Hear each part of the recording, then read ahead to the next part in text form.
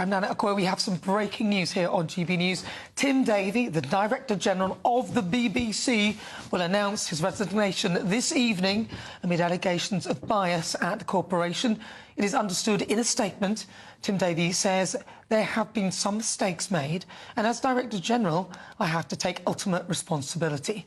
Now, of course, the move comes following a torrid week for Britain's national broadcaster after it was accused of airing a doctored clip of a speech by President Trump and failing in its coverage on Gaza and trans issues.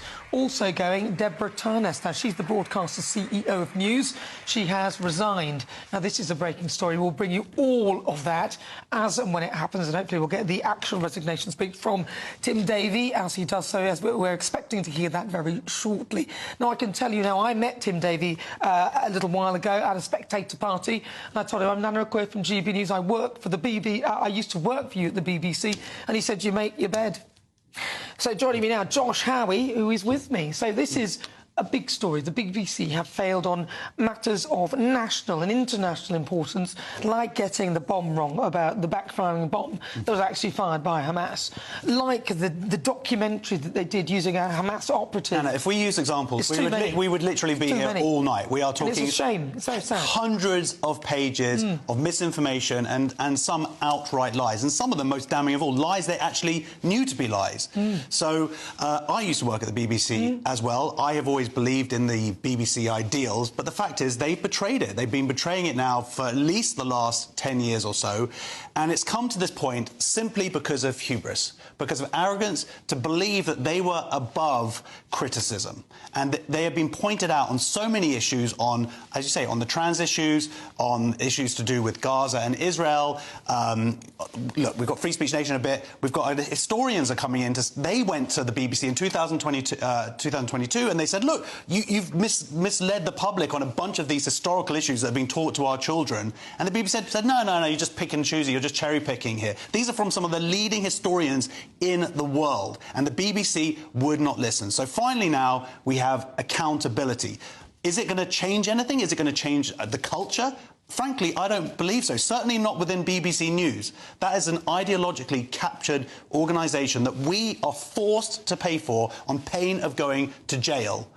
And I don't see how possibly the news aspect of it certainly can be saved. Well, there are many broadcasters on there, and some of them are very good. I mean, let's take Maxine Croxall. She raised her eye at the notion that people who have pregnant people is actually a bit of an insult to women. However, 20 people complained. 20 people. You've got half the population who would have... I was offended by being called a pregnant person.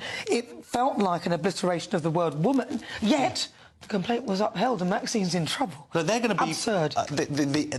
People are going to be saying, oh, this is like, you know, right-wing conspiracy. You've seen it online, you've seen it in the press. This is all, like, the right-wing people. They're desperate to get the BBC. You know what? I'm not desperate to get the BBC. As you say, there are many good journalists and great journalists working there. But what I want is a news service, if I'm forced to pay for it, that's just fair, that doesn't lie, and doesn't lie by omission. And unfortunately, that is not what we have. Well, I mean, let's go live now. Stay right there, Josh. Let's go live to Ben Leo. He's there in Washington, D.C. We spoke to him a little earlier. His show is on at midnight, but I've got to say, so there's been action, Ben, here in the UK, as you've probably heard, as you well know. Tim Davie has resigned alongside Deborah Turness. Of course, they've both gone. Yes, wow, what a 24 hours, well, 48 hours rather. You know, it was only on Friday that the White House administration here, Caroline Levitt, the press secretary, released that damning statement towards the BBC, calling them a far left, a left propaganda outlet. And now here we are on Sunday with the resignation of not just Tim Davie, Nana and viewers, but also Deborah Turness, who is the CEO of BBC News.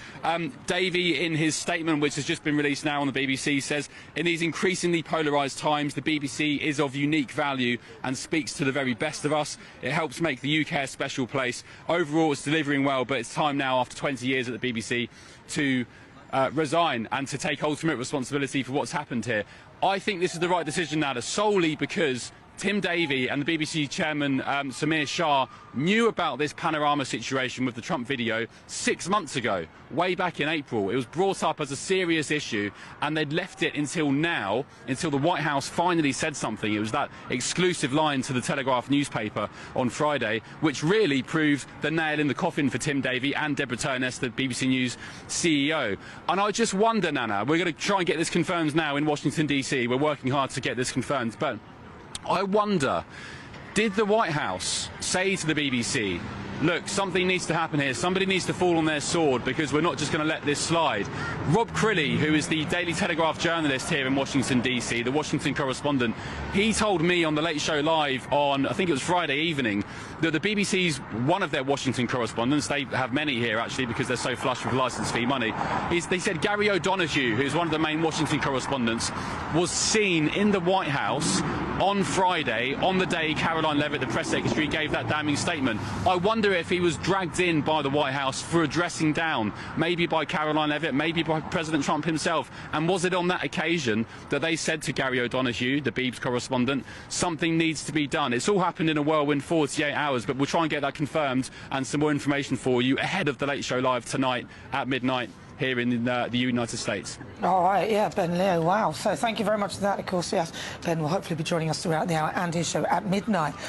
So, Josh Howie, the BBC have been criticised a lot about their coverage in terms of Gaza. And, of course, there was that documentary which they featured a Hamas operative. He was the son of a Hamas operative who was like the narrator. But they failed to tell us about this. All of this has been an embarrassment on the world stage. Absolutely. I mean, even you have Ben there, but yeah, talking about the White House press secretary, she called out the BBC from the podium, read out a bunch of examples. That I think the example she was talking about was saying they were essentially taking Hamas, a terrorist organisation of Islamists, who were just kind of saying stuff, and the BBC were just repurposing it as facts. So they were sort of like, oh, we've just found 47 people dead, and then it was like constantly renewed until it turned out that they actually couldn't find any people who'd been killed.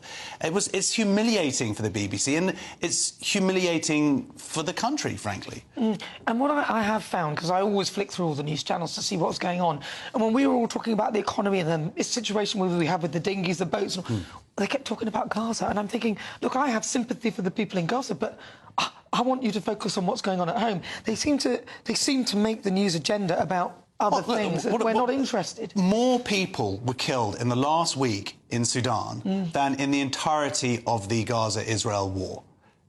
Just think about that. How many times has the BBC covered what's happened in Sudan over the last 2 years compared to just the incessant deluge of articles and reports that are coming out from Gaza? That's not to say it's not important, but the fact it's dominated the news like so totally and all foreign affairs. Other things are happening in the world, and when you see what's the evil that's happening in Sudan that has essentially been ignored during this time, that's a failure by the BBC and other news organisations of a mission. All right, well, let's speak to Tom Bauer. Tom Bauer, who joins us now. Of course, he wrote that incredible book, Revenge. Tom Bauer, now, you've been critical of the BBC. What are your thoughts on what has just happened? Well, I'm delighted because I think Tim Davie was a catastrophe from the moment he was appointed. He was a Pepsi-Cola salesman. He had absolutely no interest and no experience in journalism, let alone making programmes. He'd never made a programme in his life. He was completely adrift and he was just the wrong person for the job. And I think what's happened now is really the right time to actually completely gut the BBC of all those people who have their own agendas which are not in the agenda of truth and the news. And as your correspondent rightly said from Washington, Tim Davie knew for 6 months that Trump documentary was false, and he did nothing. He did nothing because he did the same with the Martin Bashir report on Guyana and many other things. He pushed it into the long grass, hoping it would be forgotten. Because in the end, I don't think Tim Davie understood what truth means in journalism, because he has no experience of it. As for Deborah Turness, it was her job to make sure that the BBC was honest and truthful, and repeatedly she failed. She failed throughout the whole Gaza war. She failed on transgender. She failed on so many issues.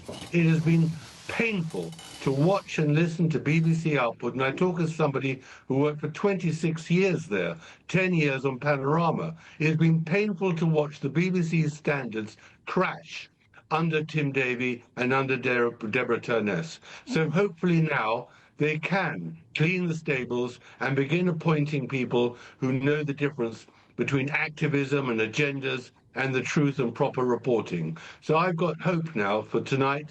I think it's a wonderful day that Tim Davie has been forced out. And be no doubt about it, he has been forced out. My impression was, talking to people at the BBC and outside the BBC on Friday, that they felt they could get away with just an apology.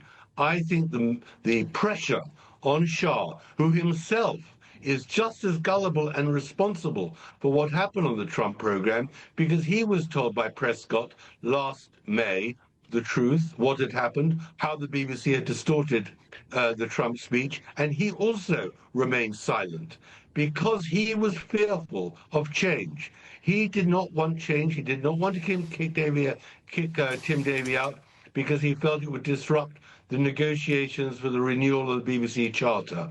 But he's been forced to act. So it's a great day for British broadcasting, a great day for the British journalism, and a good day for Britain that finally the BBC has been forced to get rid of these two people who have been literally poisoning the well, rotten leaders, and now hopefully we can rebuild the BBC as it should be, a broadcaster of impeccable world reputation. But do you think those two people are enough? Because I agree with you, Samir Shahi knew about it. And also, the people who actually, I think it was October Films who put that together, who edited it? Who edited it? Well, those people, I mean, they probably don't have power over those people in another company, but I would like to hear those people being held to account as well. Well, I agree with you. Of course, October Films bears the primary responsibility because they distorted the film, just like the Hamas film was again outside. But it's down to the BBC commissioning editor to actually supervise what happened. So the BBC executive had to make sure about the truth. No, I think there are a lot of people who've got to go within the BBC. They've got to clear out all the people who believe that their truth is the truth, where in fact is all prejudiced lies. The number of times I've listened to The World at One with Sarah Montague, the number of times I've listened to the Day programme, they're constantly criticising in the most vituperative way Israelis and giving doctors from Gaza, the UN and all their spokesmen the most outrageous license to tell untruths. And that's got to end. The Today programme has got to be reformed. World at One has got to be reformed. The news has got to be reformed. We need,